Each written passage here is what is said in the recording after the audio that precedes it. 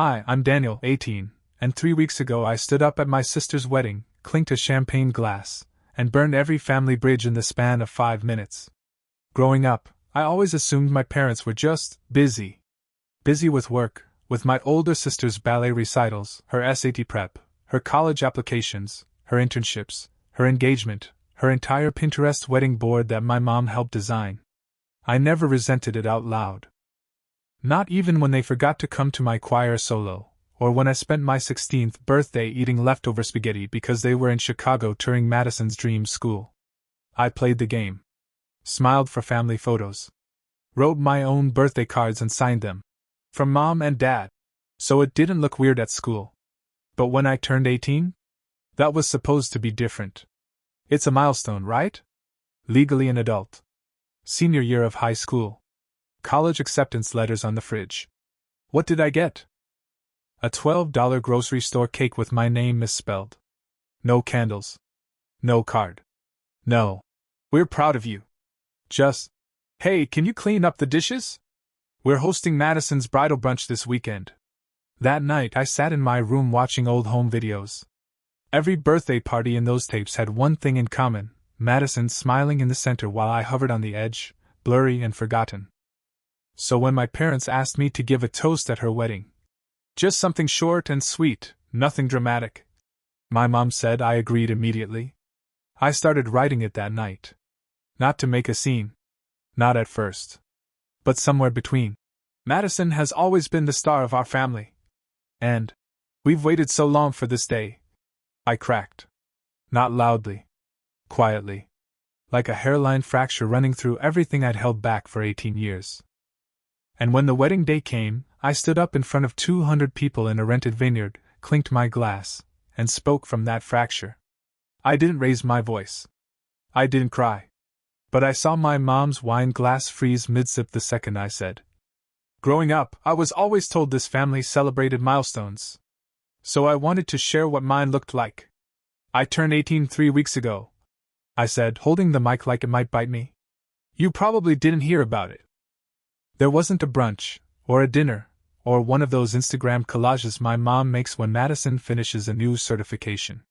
Some guests laughed politely, assuming it was a joke. It wasn't. I got a cake from Safeway. I continued. It said Happy Birthday David on it. My name is Daniel. More laughter, awkward this time, eyes darting toward the front row where my parents sat frozen. My dad crossed his arms. My mom gave me a tight, fixed smile, the kind that begged me to shut up without moving her lips. But I kept going. I'm not saying this to make anyone feel guilty. I just want to illustrate something. Madison is incredible. She is. Captain of the dance team, graduated magna cum laude, fluent in 2 languages, getting married to a guy who actually plays piano and looks like a young Tom Hanks. Laughter again, genuine this time. Madison beamed. Her husband gave a goofy, grateful thumbs up. For a moment, it felt like I might pull this off gracefully. Then I said, but you know what else Madison is? She's visible. Always has been. She shines so brightly that sometimes, it was like the rest of US didn't need to be lit up at all. Dead silence. My uncle stopped chewing mid-bite. A baby somewhere started fussing, like even infants can feel tension shift. I looked straight at my parents. And I don't blame her for that. She's not the one who forgot the candle. Or skipped the graduation ceremony because a florist appointment ran long. That landed. My mom's face turned the color of her wine. My dad leaned forward, whispering something to her, probably. Should we cut his mic? But I wasn't done. I stood here today because I was asked to speak about love. And I will.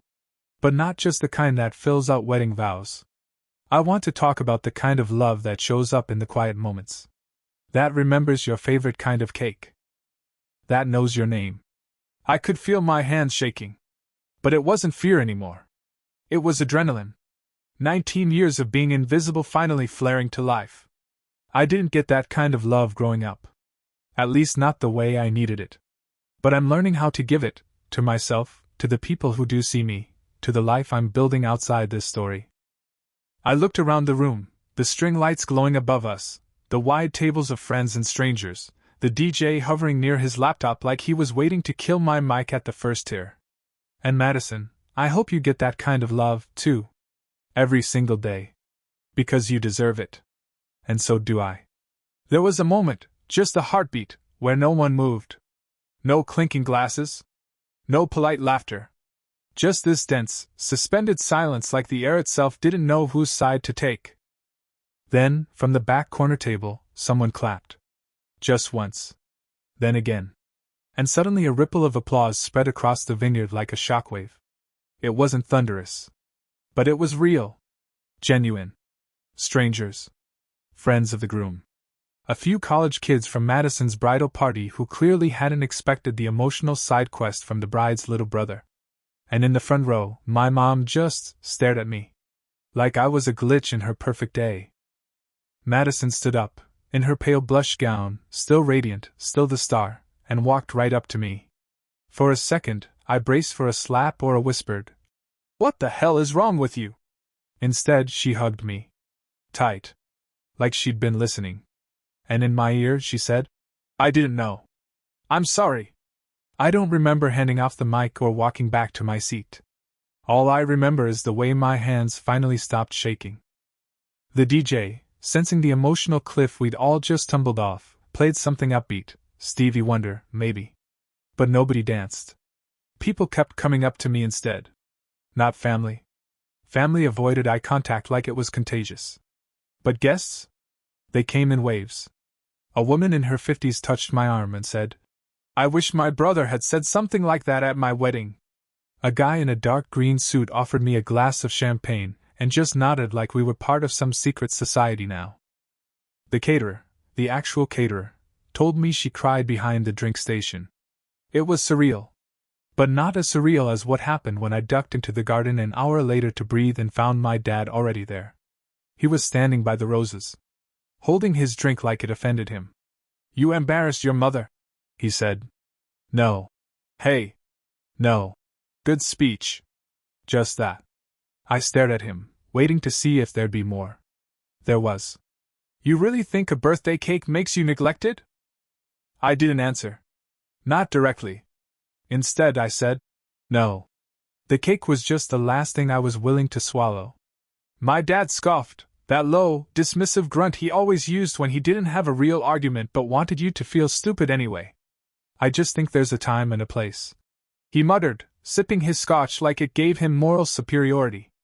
I nodded. Yeah. And for once, I got to choose it. He turned to me, really looked at me, not past me, not through me, and said, "Do you have any idea what today means to your sister?" "Of course I do," I said. "And that's why I showed up, didn't I? That's why I kept the focus on her. I didn't name names. I didn't blow up the party. I gave a toast. I spoke the truth. If the truth ruins the day, maybe it wasn't such a perfect day." He didn't like that. Not one bit. His mouth flattened into that tight, white line that used to signal, "Go to your room," when I was 10. But this time? I didn't move. And for a second, I saw something shift behind his eyes. Not remorse. Not understanding. Just recognition. Like he was seeing me not as the easygoing younger sibling, the background character, the one who always made things easier by shutting up, but as a person who'd finally stepped out of line. And maybe wasn't planning to step back in. "Well," he said after a long beat, "if you're done making a scene, we should get back to the reception." "You go," I said. "I'm not hungry." He opened his mouth, then closed it again. Then he turned and walked off, not even looking back. And you know what? I didn't feel guilty. I sat on the little stone bench in the garden for a while, sipping my now warm ginger ale and watching the sun dip low over the vineyard hills. Eventually, Madison found me again. She was barefoot now, heels in one hand, train gathered up like a parachute over her arm. "You okay?" she asked, sitting beside me. "Yeah," I said. Weirdly. "Mom's mad," she said. I figured. She shrugged. "She gets mad about a lot of things that aren't the point." We sat in silence for a bit. She picked a leaf off her bouquet and rolled it between her fingers. Then she said, "You weren't wrong, you know." I looked at her. I was never trying to take up all the light, she added. But I think I got used to having it. And I didn't always think about who else was standing in the dark. It wasn't an apology. But it was more than I'd ever expected. And in that moment, under fairy lights and falling dusk, I realized something strange. For the first time in my life, I wasn't trying to be seen by my family. I already was. The wedding ended with sparklers and a convertible send-off, the kind you see in rom-coms where nobody's crying and everyone's teeth are perfect. Madison waved from the passenger seat, veil tucked beneath her arm like a parachute that didn't quite deploy. Her new husband gunned the engine, and the crowd cheered like we hadn't all just lived through a 5-minute TED Talk on emotional negligence. After they peeled off into the night, I helped stack chairs with the caterers. My mom didn't speak to me. Not when we passed in the hallway. Not during cleanup.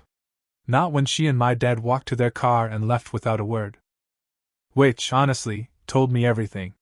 The next day, I woke up to a group text, sent from my mom's phone, titled Family Debrief. Daniel.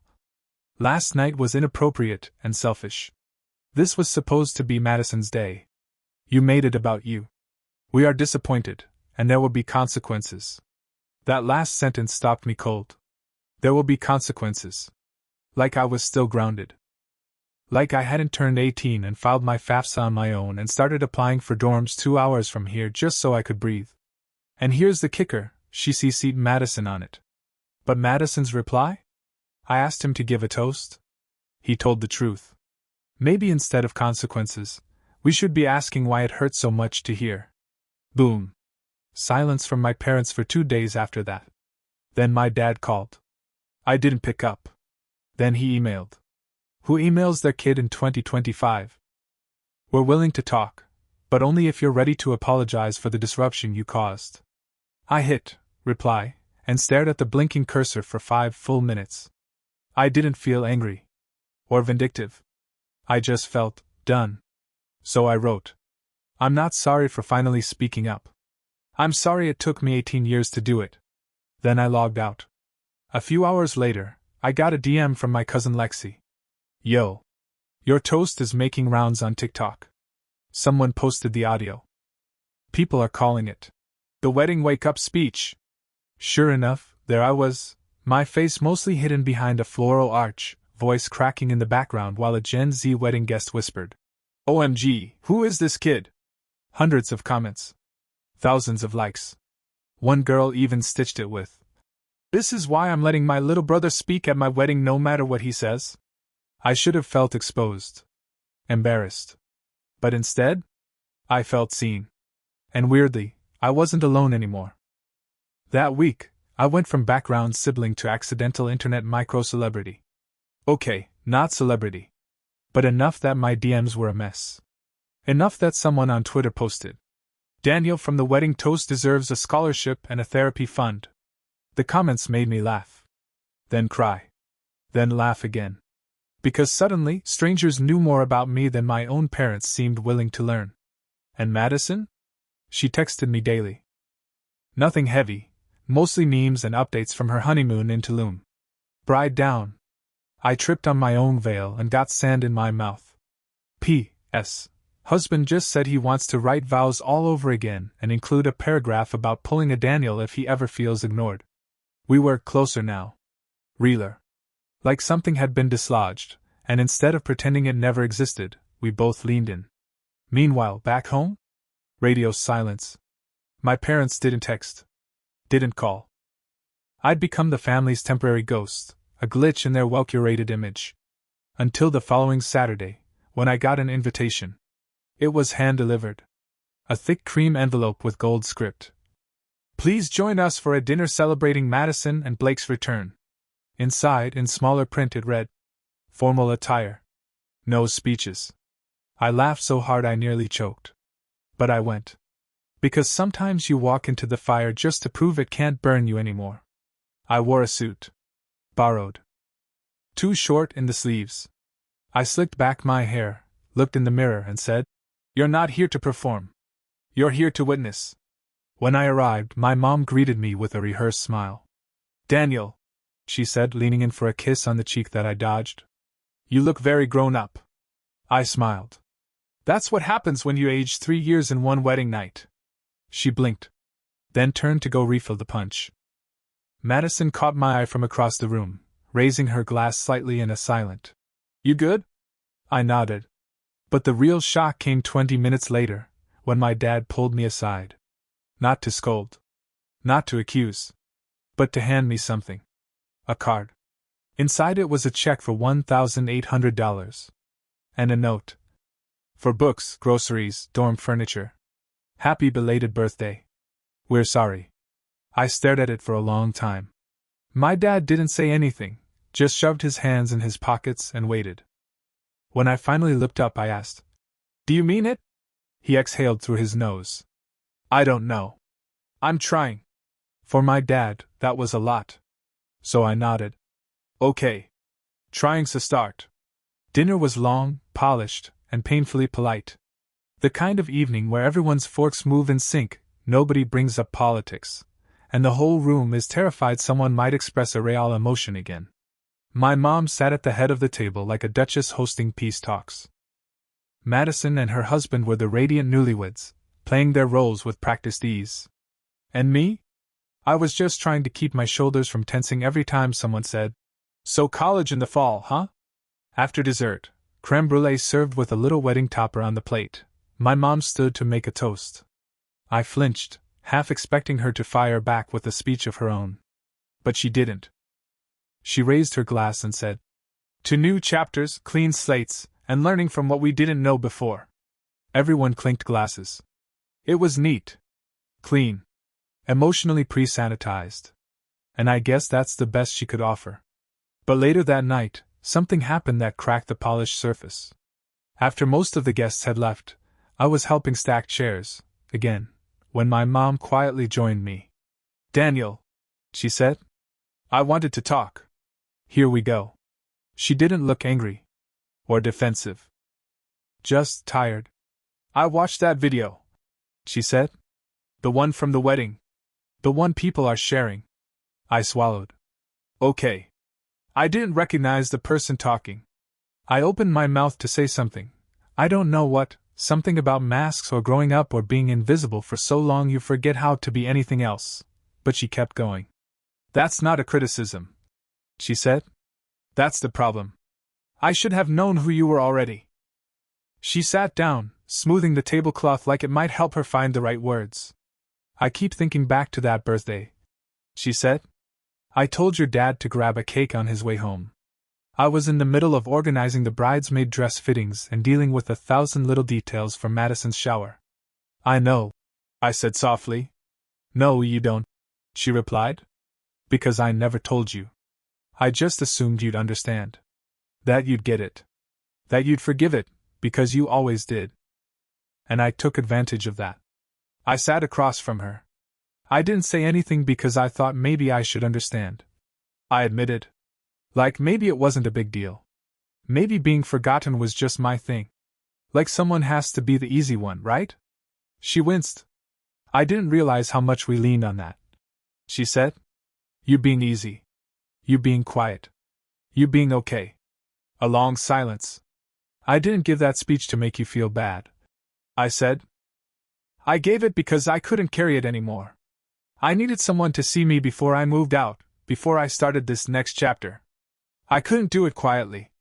Not anymore." She nodded slowly. "I don't know how to fix it overnight," she said. "But I don't want to keep pretending nothing happened. So, what do you need from me?" I blinked.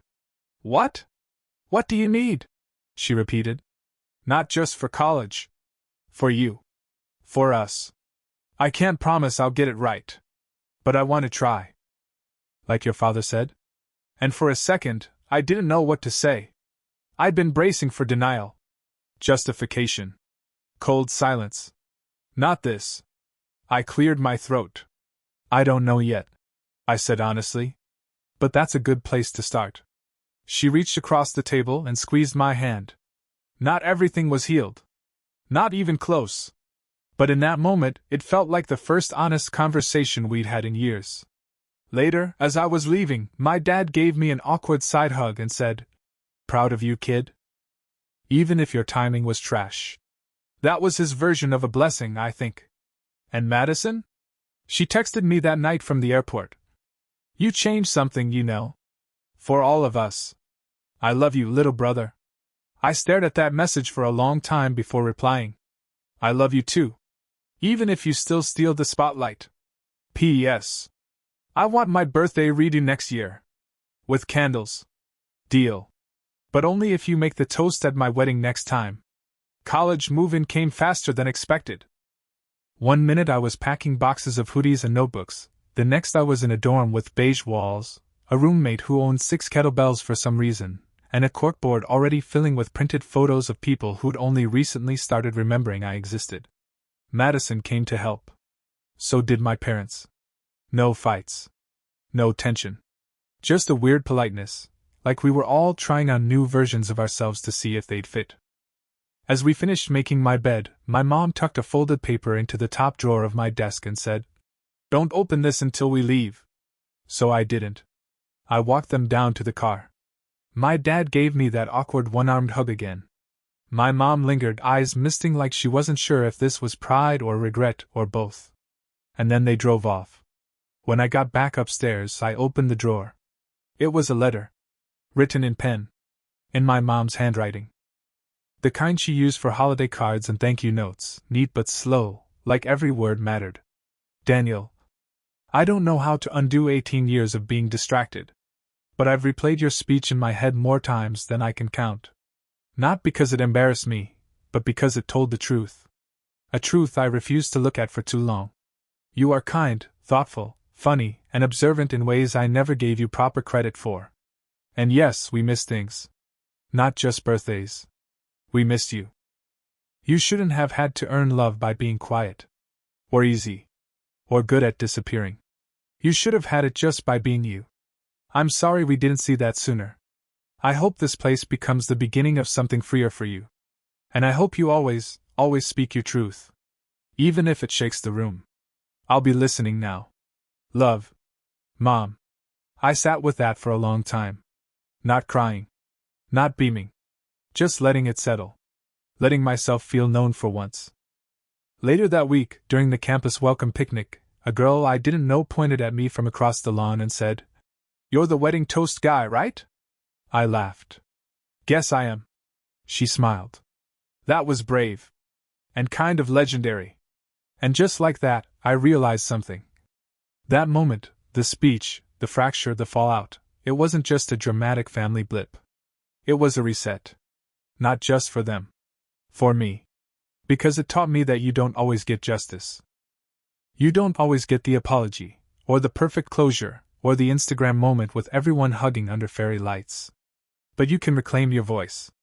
You can tell your story. And sometimes, that's what turns the lights on. So here I am, 18, sitting in a tiny dorm room with string lights I haven't hung up yet, and a whole life ahead of me where I'm no longer invisible.